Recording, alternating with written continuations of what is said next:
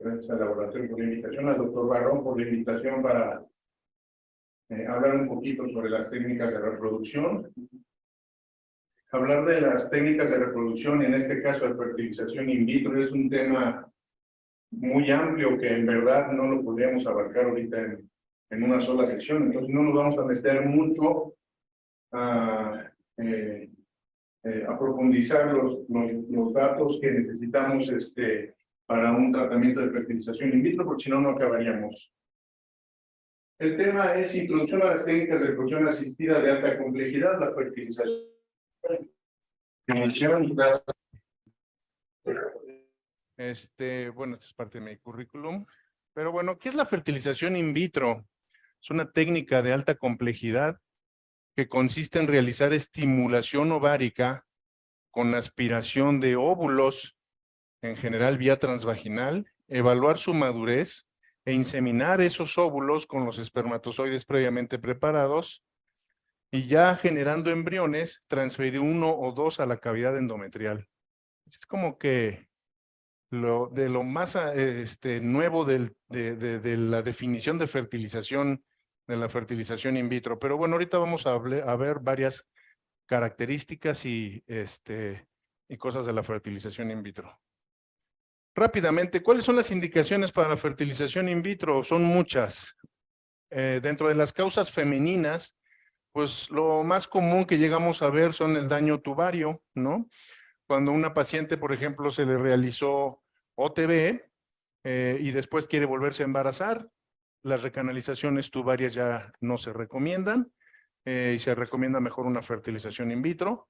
Pacientes que tienen hidrosalpinx, indudablemente esa es una paciente que necesita fertilización in vitro. Hay mucha controversia si se opera, no se opera, pero bueno, no vamos a entrar en ese detalle. Pero eso sí, que si después de una cirugía tubaria, por ejemplo, la paciente quiso una recanalización y nosotros le hacemos una recanalización y después de 6 a 12 meses no se embaraza, es necesario o ya pasa a fertilización in vitro. Endometriosis. Podríamos hablar de endometriosis toda la tarde y no podríamos llegar a un consenso definitivo, pero indudablemente la endometriosis severa, su principal indicación para conseguir el embarazo pues es la fertilización in vitro.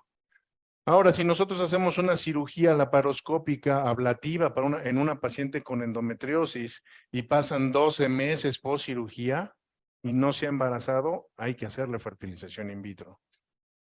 La edad, como sabemos, cada vez nuestras pacientes están postergando más la fertilidad y es una de nuestras altas causas de realizar fertilización in vitro. Cuando le hacemos una fertilización in vitro a una paciente, pues la edad recomendada ya se les empieza a decir a las pacientes que a partir de los 38 años de edad se les recomienda hacer fertilización in vitro. Aunque hay que ver pues todos los antecedentes de la pareja, ¿no? Y en insuficiencia ovárica prematura, pues bueno, hemos visto pacientes que la definición de insuficiencia ovárica prematura es paciente menor de 40 años a la cual pues ya se le acabaron sus óvulos, tiene sus FSH, LH elevadas, sus estrógenos bajos, la paciente ya no menstrua y entonces esta paciente se puede hacer una fertilización in vitro, ya sea con ovodonación, principalmente. Factor masculino. Bueno, la zoospermia.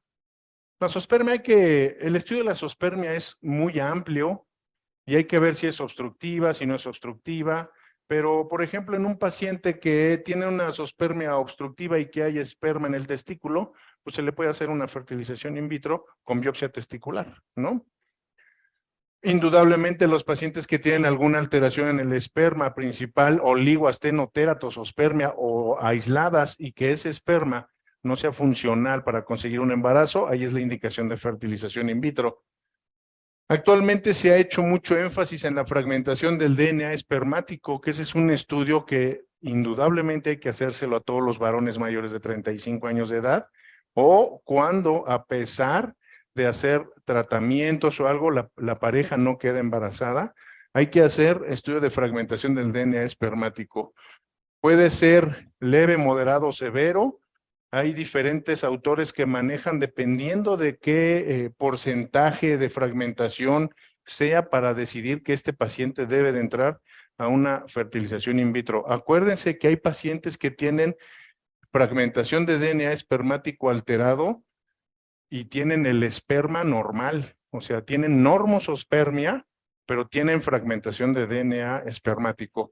En algunos casos dicen que si ya tiene entre el 27 al 30% de ese esperma fragmentado, pasa a fertilización in vitro. Por ahí hay publicaciones que a partir de 24% ya recomiendan hacer la fertilización in vitro.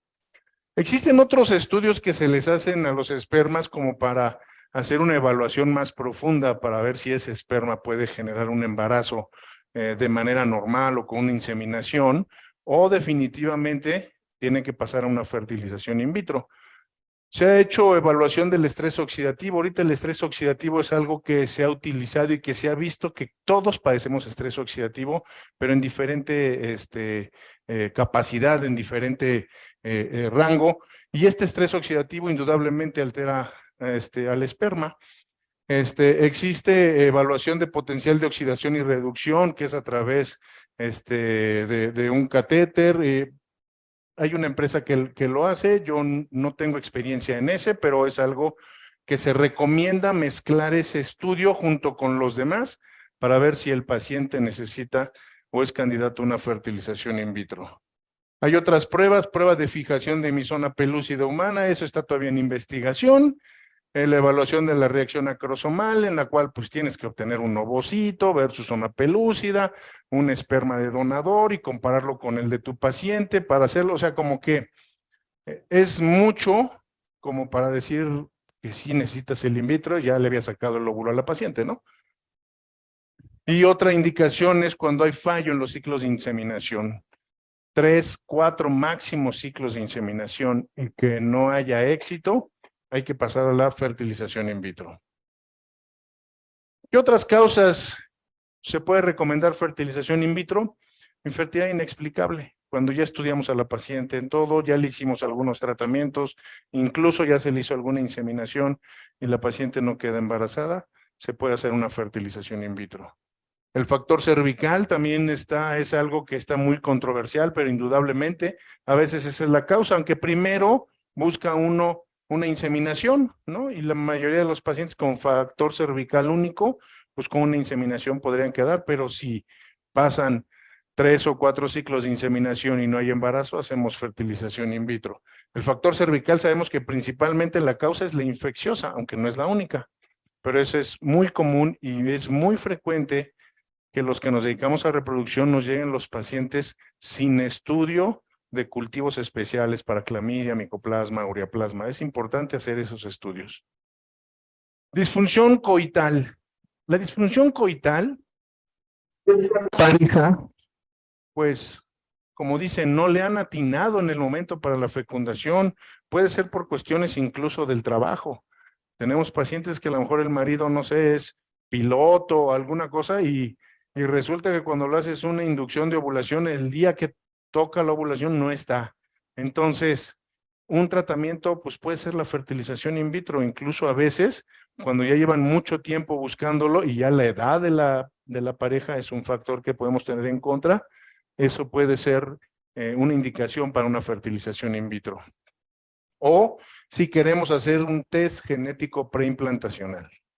Cuando la pareja tiene antecedentes de algún bebé con una malformación y quieren tener un embarazo sano, cuando la mujer tiene más de 38 o 40 años y le queremos hacer un test pregestacional para que tenga un embarazo sano, ahí es cuando hay que hacer una fertilización in vitro. ¿Cómo es la técnica básicamente de una fertilización in vitro? Hay que estimular el ovario, una estimulación ovárica controlada. ¿Qué medicamentos se usan? Hay muchos.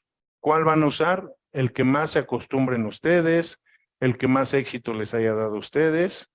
Indudablemente no hay uno mejor ni otro peor a nivel internacional. Incluso la ESRE junto con Cochrane no encuentra una diferencia estadística significativa para decir que hay un medicamento mejor que otro. Hay FSH recombinante, menotropinas, FSH purificadas, LH recombinante, y en pacientes bajas respondedoras incluso se ha recomendado clomifeno con gonadotropinas, porque si yo estimulo a una paciente con gonadotropinas a dosis altas en una baja respondedora y le saco 2 o 3 folículos, casi va a responder igual si le doy clomifeno y gonadotropinas. Pero bueno, esto ya es cuestión de cada quien el medicamento que más se acomode para poder hacer la estimulación ovárica. Y existe una doble estimulación que en el mismo ciclo es el DuoStim, que se ha visto que la estimulación de los folículos se puede dar incluso en cualquier momento del ciclo. Es una tendencia que hacemos que normalmente en fase folicular temprana empezamos la estimulación, pero se ha visto que en cualquier momento se puede hacer esa estimulación y en algunos pacientes después de la captura, 1 o 2 días después, se vuelve a hacer una estimulación. Normalmente esto se hace en bajas respondedoras para ahorrarles un poco el gasto de laboratorio, para que hagan la fecundación en un solo tiempo, obteniendo en un primer ciclo 2 o 3 ovocitos y en el segundo igual, 2 o 3 y poder hacer un banco de óvulos. Pero pues realmente esto no ha mejorado las tasas de embarazo. Son cosas que podemos hacer.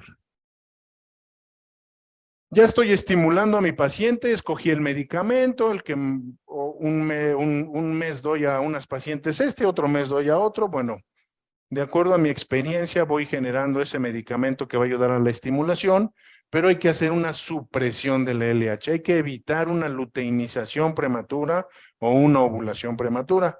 Y para eso existen prácticamente 2 medicamentos, los antagonistas y los agonistas. Los primeros que salieron fueron los agonistas de GnRH, pero actualmente los antagonistas, porque como son menos dosis para aplicarse y se utilizan mucho en pacientes que son altas respondedoras, como la paciente con síndrome de ovario poliquístico, nos van a ayudar a disminuir el riesgo de hiperestimulación ovárica. Y también es el que se recomienda en las pacientes normorrespondedoras. Los agonistas de GnRH se recomiendan más en bajas respondedoras, pensando en que va a haber una respuesta un poco mejor de la calidad o cantidad de los ovocitos. Entonces voy a estimular y voy a suprimir la LH de mi paciente para evitar una luteinización prematura. Todos los que nos dedicamos a reproducción hacemos nuestra hojita. Esto se los recomiendo, yo incluso a los ginecólogos les recomiendo que hagan su hojita de estimulación para que vean qué es lo que le van a dar a su paciente y lleven más o menos un control de cómo van administrando el medicamento a su paciente. Cuando están dando la dosis de las gonadotropinas para la estimulación, cuando se agrega el antagonista o el inhibidor de la LH prematura y después prácticamente cuando se hace lo que llamamos el disparo, que es el disparo. ¿Para qué sirve? Sirve para terminar de madurar el ovocito antes de ser capturado. El disparo, en muchas publicaciones dicen que puede ser cuando los folículos estén entre 16 o la mayoría o 1 o 2, entre 16 y 22 milímetros. Normalmente aquí en México y en Latinoamérica buscamos el crecimiento de 18 a 20. En ese momento se agrega el disparo, que puede ser gonadotropina coriónica, urinaria de 5,000 a 10,000 unidades. ¿De qué depende la dosis? De cómo se acostumbren ustedes, y si tienen una paciente que tiene riesgo de síndrome de hiperestimulación ovárica, no le den 10,000 unidades porque si no se lo van a provocar. Puede ser gonadotropina coriónica recombinante, que se puede dar de 250 a 500 microgramos. En un tiempo se estuvo usando la LH recombinante, actualmente no es recomendable, porque para que la LH sea funcional necesitamos dar 5,000 unidades. La ámpula de LH viene de 75, o sea, tenemos que dar 75 ámpulas de LH para ayudar a hacer una ovulación. La verdad es que no es factible. Y otra forma de hacer el disparo es con agonista de GnRH desde 0.1 a 0.4 miligramos. Normalmente la hacemos para, con disminuimos también el riesgo de síndrome de hiperestimulación ovárica y se da principalmente en mujeres bajas respondedoras. ¿Ok? Entonces ya tengo mi estimulación, ya evité la luteinización, ya di el disparo y entonces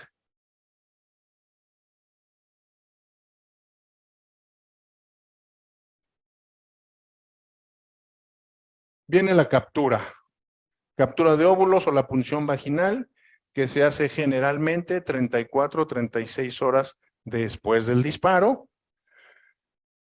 El 99.9% de las capturas de óvulos se hace mediante punción vaginal, aunque recordemos que incluso los primeros in vitro se hicieron por laparoscopia. Rara vez, yo no he visto y ni he tenido la necesidad de hacer una captura de óvulos vía laparoscópica. Creo que la vía vaginal es más fácil, es la indicada, menos costosa y demás para las pacientes, ¿no? Y entonces capturo mis óvulos y entonces ahora voy a fecundar estos óvulos, ¿ok? Existen diferentes técnicas y depende del diagnóstico de la pareja para escoger la mejor técnica para que se puedan fecundar estos ovocitos. En general, el in vitro es donde se coloca un óvulo, miles de espermatozoides, se mete a la incubadora y se espera que uno solo, como sucede de manera natural en la trompa, en la salpinge, ocurra dentro de la incubadora. Pero pues para los casos que no lo vamos a ahondar mucho, para ver indicaciones de ICSI, etcétera, pero cuando se necesita un ICSI, que es la inyección intracitoplásmica del esperma, con micromanipulación, en la cual escogemos un espermatozoide y se lo inyectamos a cada óvulo, o existen otras técnicas, el PICSI, por ejemplo, que se utiliza mucho cuando el paciente tiene fragmentación de DNA espermático, que consiste en colocar una línea de ácido hialurónico donde los espermas se pegan y entonces ya el biólogo no tiene que estar persiguiendo los espermatozoides, sino ahí más fácil puede escoger los mejores espermatozoides. Y está la otra técnica que se llama IMSI, en la cual bajo mayor aumento se revisa más a fondo cómo están los espermatozoides, entonces en términos generales se escoge todavía mejor el espermatozoide y se microinyecta en ese óvulo. Entonces ya tenemos fecundados nuestros ovocitos. ¿Y ahora qué vamos a hacer? Necesitamos tener soporte hormonal en nuestra paciente antes de poder transferir esos embriones, porque si no, no va a embarazarse porque vamos a alterar o no vamos a preparar la ventana de implantación de nuestra paciente. ¿Qué se utiliza? Progesterona, es lo más recomendable. La progesterona es el medicamento más recomendable, incluso por Cochrane. O sea, ¿qué puede ser? La que ustedes se acomoden. La vía vaginal es la que más nos hemos acomodado, que puede ser en gel, 90 miligramos, o en cápsulas de 600, 800 miligramos al día. ¿Cuándo se empieza a dar la progesterona? El día que se capturan los ovocitos, ¿ok? A menos que vayamos a congelar. Se puede dar vía oral, 30 miligramos al día. Se puede dar intramuscular, 50 miligramos al día, nada más que si de por sí la paciente ya se inyectó y luego aparte le damos intramuscular, la verdad es que pobre. Y hasta la semana 10 o 12 del embarazo estarse inyectando está muy complicado, pero hay quienes no toleran el vaginal y lo tienen que hacer intramuscular. Subcutáneo, 25 miligramos diarios, pero bueno, de todas maneras es estarse inyectando diario. Pero creo que subcutáneo es menos molesto que intramuscular a mucho tiempo. Hay gente que reporta que se pueden dar estrógenos vía oral de 2 a 6 miligramos. Cochrane dice que no tiene evidencia científica de que mejore las tasas. A lo mejor por curarnos en salud lo damos cuando vemos que nuestro endometrio no está tan grueso y lo queremos engrosar un poquito, pudiera ser, pero no hay evidencia clínica que aumente nuestras tasas de éxito. Gonadotropina coriónica también se puede utilizar, no hay evidencia que diga que mejore la tasa de éxito en vez de la progesterona, se darían 1,500 unidades, y también agonistas de GnRH, triptorelina o leoprolide, de a 0.1 y 1 miligramo, sin evidencia clínica, que mejore las tasas de éxito. Y la LH, que como lo vimos, tendremos que dar una dosis muy alta, diaria, para ver que exista un soporte hormonal, no se recomienda. Entonces, ya tengo preparada a mi paciente, ya le di su soporte hormonal, y entonces vamos a ver, ¿esta paciente o esta pareja necesita un estudio de sus embriones? Porque probablemente estos, por la edad de la paciente, por alteraciones en enfermedades, los casos clínicos que vimos anteriormente, ¿qué hay que hacer? Pues se puede hacer un PGTA, que como lo vimos, es el test genético prenatal para neuploidías, o la PGTM, que es el test para enfermedades monogénicas o defectos genéticos simples. Dependiendo del caso, que no vamos a ahondar en eso, porque si no, no acabaríamos, pero yo le puedo tomar biopsia a mi embrión, que generalmente se recomienda en día 5 para obtener buena cantidad de células y poder hacer el estudio genético PGTA o PGTM, dependiendo de la indicación que tenga esa pareja.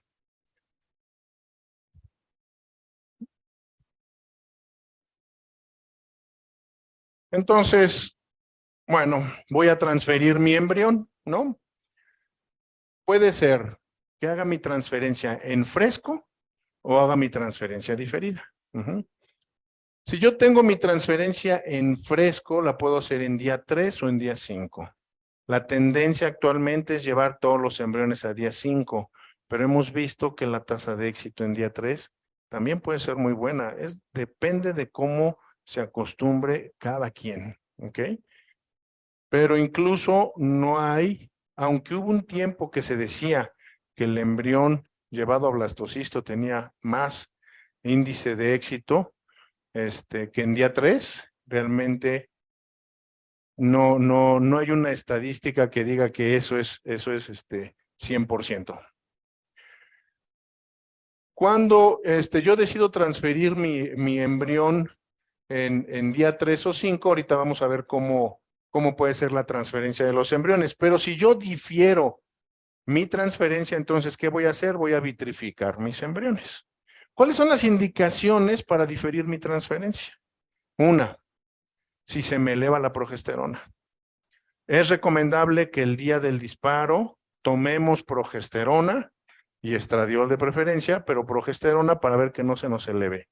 Si la progesterona se eleva más de 1.5, se recomienda vitrificar los embriones y hacerlo el próximo ciclo. También lo puedes hacer para prevenir síndrome de hiperestimulación ovárica. Si tú tienes una paciente con síndrome de ovario poliquístico, una paciente muy joven y que tenga una respuesta exagerada al tratamiento y que sus niveles de estrógenos estén por arriba de 3.500 o 4.000, se recomienda no transferir por el riesgo de síndrome de hiperestimulación ovárica. Y entonces puedes hacer una transferencia diferida. Si queremos realizarle el PGT, el A o el M, dependiendo de las indicaciones, pero es la indicación para diferir la transferencia, porque normalmente hacemos el estudio genético y nos lo reportan días después, entonces ya se nos pasó la fecha de la transferencia en fresco. Cuando la mujer no puede asistir a la transferencia, ¿cuántas veces? No es tan frecuente, pero a veces nos ha llegado a pasar. Que la paciente tuvo un accidente en el camino, que yo tuve una paciente que en ese momento le dieron crisis convulsivas, la hospitalizaron, yo ya la estaba esperando, hablando, hasta que me habló el esposo, que cree la tengo hospitalizada porque tuvo crisis convulsivas entre el estrés y todo lo demás. Se tiene que diferir la transferencia. Cuando hay una transferencia traumática o difícil, yo creo que a todos alguna vez nos ha pasado, que encontramos un cervix que nos cuesta mucho trabajo poderlo hacer. Por eso a veces es importante que hagamos pruebas de transferencia antes de hacer el tratamiento de fertilización in vitro. Que encontremos un cervix estenótico, que ese cervix tenga antecedente de alguna cirugía, un cono, una crío, etcétera. Entonces, es una transferencia traumática o difícil, o la paciente tiene mucho dolor. Hay pacientes que uno les toca el cérvix y están con mucho dolor. Trata uno de meter el catéter y no se puede. A veces hay que hacer transferencias con sedación. No es lo más habitual, pero ha llegado a suceder. ¿Cuándo diferimos? Pues cuando el tratamiento que hicimos es por preservación de la fertilidad, ¿no? ¿Cuántas veces ha pasado? Desafortunadamente, los problemas de cáncer son en mujeres y en hombres más jóvenes. Entonces, a veces tenemos que hacer un tratamiento para obtener rápido los óvulos y congelarlos, obtener rápido el esperma y congelarlos. ¿Qué se recomienda congelar? ¿Ustedes qué congelarían en una pareja si a ella le detectan un cáncer de endometrio, ¿no? Entonces, la vas a estimular, es casada, le estimulas, saca sus ovocitos, congelan ovocitos o congelan embriones. Los fecundan y congelan los embriones. ¿Qué harían?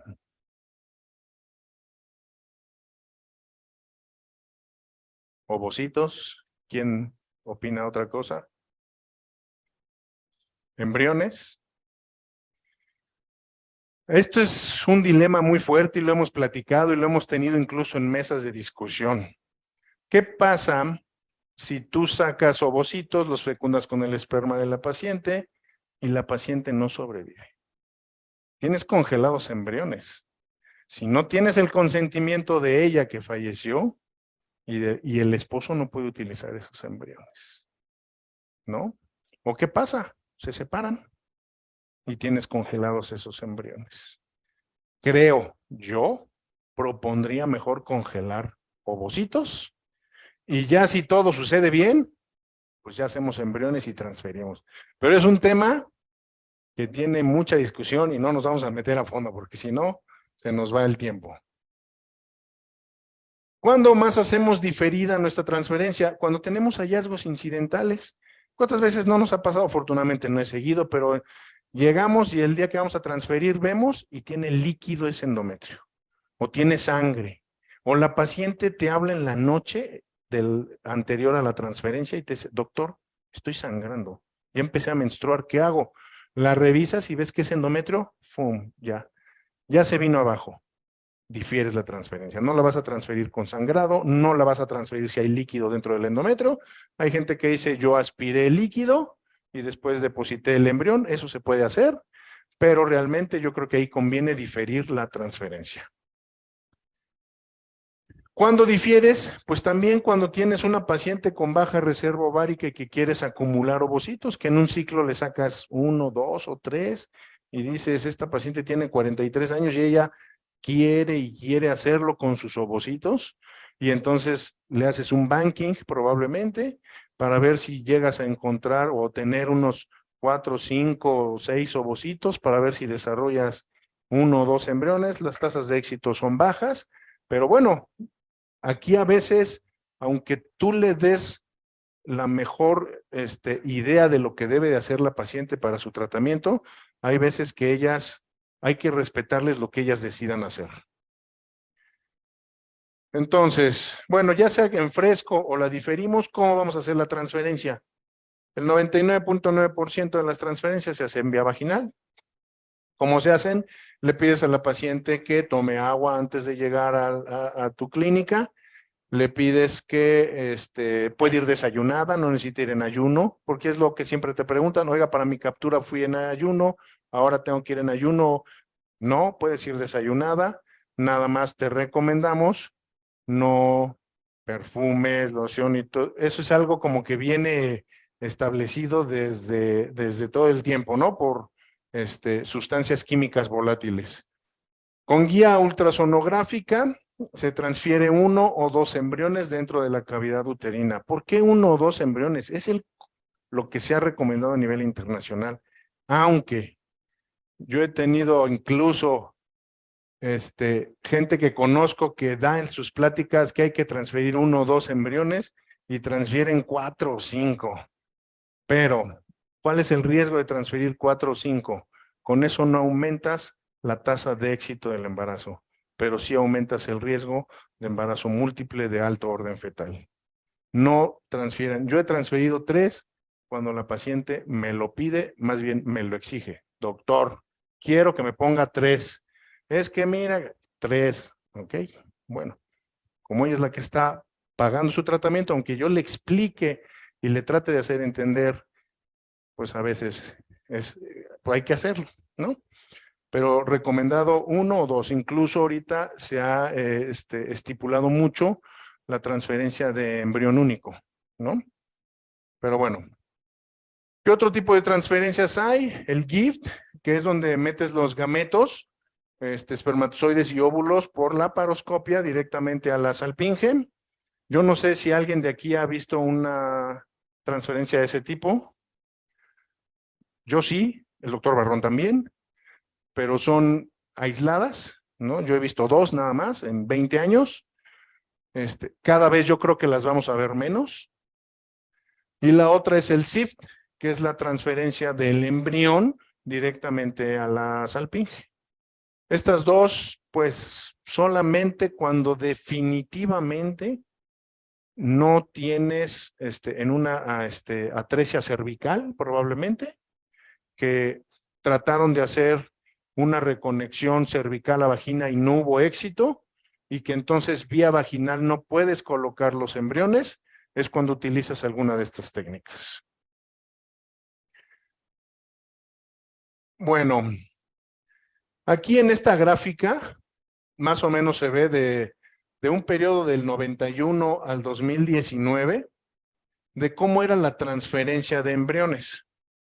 En azul son cuando se transfería un solo embrión, en verde 2, y en el verde oscuro cuando ponías 3 o más embriones. Si vemos la tendencia al principio, en los 90s, se ponía más veces 3 embriones o más. Eso era lo que se hacía antes. Por eso hubo un tiempo que hubo mucho desarrollo de embarazos múltiples de alto orden fetal. Esto ha ido bajando y actualmente a la fecha ya es muy poco la transferencia de 3 embriones o más. Y se está inclinando todo a la transferencia de un solo embrión. ¿Ok? Hay gente que dice que después de la transferencia puedes pedir estudios hormonales como para ver tu predicción de si la paciente se va a embarazar o no. No hay nada clínicamente que diga que se recomiende, y se recomienda hacer la prueba de embarazo de la paciente 12 a 14 días después de la transferencia de embriones. Esta es una gráfica de la transferencia de embriones en fresco o en congelados.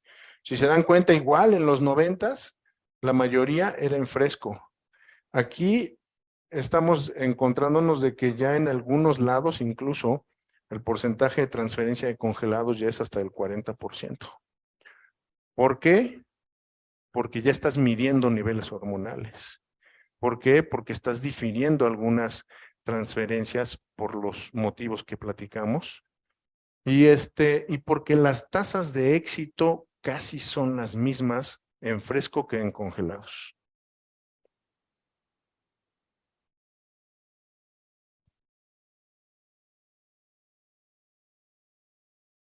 Este es un estudio donde se ve la tasa de nacidos vivos por transferencia de embriones por edad, de acuerdo al grupo etario, ¿no? Entonces, pues lógicamente, pacientes menores de 35 años son las mejores tasas de éxito, ¿no?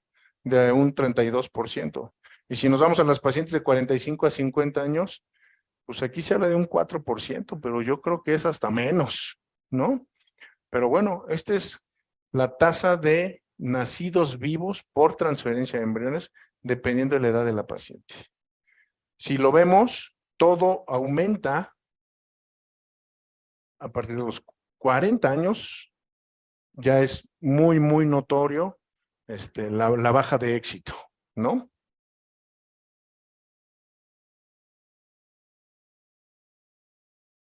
¿Qué es lo que nos interesa a nosotros? Pues nosotros, México, pertenece a la red latinoamericana, ¿no? Porque podemos hablar de Europa, podemos hablar de Estados Unidos, que es donde llevan más estadística, pero bueno, la red latinoamericana en 2019, de un estudio de 196 centros que estaban metidos dentro de la red latinoamericana, de 15 países, se hicieron 106,918 ciclos de los cuales hubo 18,133 partos con 21,096 nacimientos. Únicos, el 72,3%, dobles, el 26,4% y 3 o más, el 1,3%. Esto es más o menos cómo estamos. El embarazo único, gemelar y triple, ese es el porcentaje de los nacimientos por la red latinoamericana. Partos prematuros en embarazos únicos del 14,3%, en embarazo doble o más, 58%. Por eso es la tendencia de tratar de transferir un solo embrión. Mortalidad perinatal del embarazo único, 7,4%, en el doble 17,2% y el embarazo triple o más, 62,9% de mortalidad en los embarazos gemelares triples o más. Okay. En México, esto es un estudio interesante que me encontré. Las clínicas en México reportan tasas de éxito entre el 60 y 96%. Eso es lo que todo el mundo dice, es que yo tengo tasas de éxito, mi centro tiene una tasa de éxito del 60 y hay centros que dicen que tienen 96%. La realidad es 21,9%. Esa es la realidad. Porque la red LARA reporta en toda Latinoamérica la tasa de éxito del 29,4%. La ESRE reporta 27,3%. ¿Por qué nosotros tendríamos que tener 96%? Estarían los gringos y los europeos aquí con nosotros preguntándonos qué hacemos, que nosotros tenemos 96% de tasa de éxito. Lógicamente, si segregas tus cortes de estudio y solamente pones pacientes jóvenes, fáciles, de OTB, pues sí tienes 96% de éxito. Pero aquí, y lo sabemos, cada vez tenemos pacientes de más de 38 años de edad queriendo buscar el embarazo. Y esas tasas no son tan reales. Muchas gracias.